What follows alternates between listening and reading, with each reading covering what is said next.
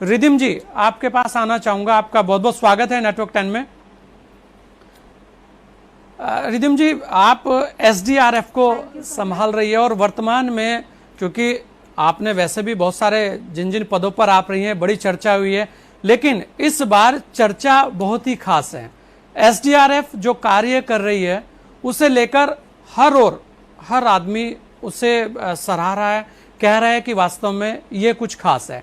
तो वर्तमान में आपको क्या क्या चुनौतियां और लग रही है और कैसे एसडीआरएफ आगे की चुनौतियों से निपटने के लिए तैयार है? रिधिम जी।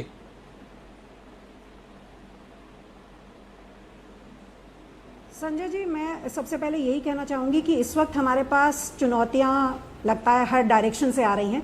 एक तरफ कोविड है जो हम पिछले 1 साल से जूझ रहे हैं, साथ ही साथ इस वक्त आपदा के कारण उत्तराखंड में रेड अलर्ट भी घोषित है।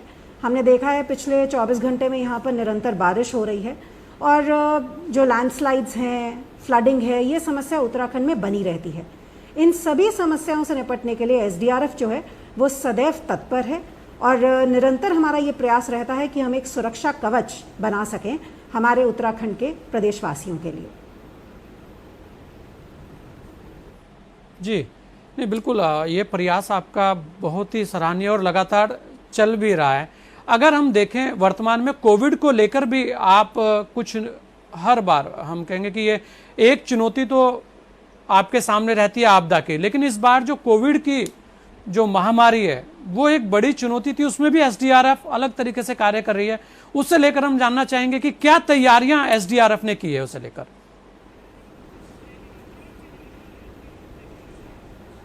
संजय जी, कोविड में हमने ये देखा कि रीसेंट ट्रेंड उत्तराखंड में ये था कि पहाड़ में भी संक्रमण जो है वो फैल रहा था। इसको देखते हुए हमने उत्तराखंड में लगभग 20 गांव ऐसे हैं जिनको गोद लिया है।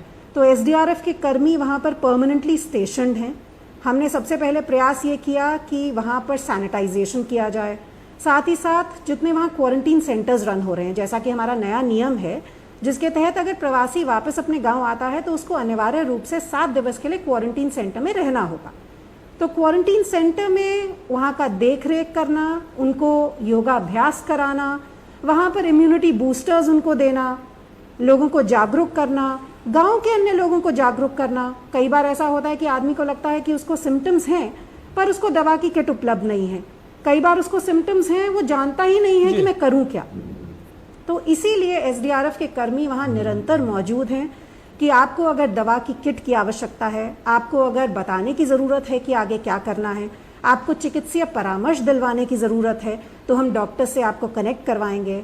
मास्क, सैनिटाइजर्स जो है वो उपलब्ध कराएंगे इन लोगों तक और एक जागरूकता जो है हमारे गांव तक लेकर जाएंगे जिससे कि ये संक्रमण जो है गांव में ना फैले।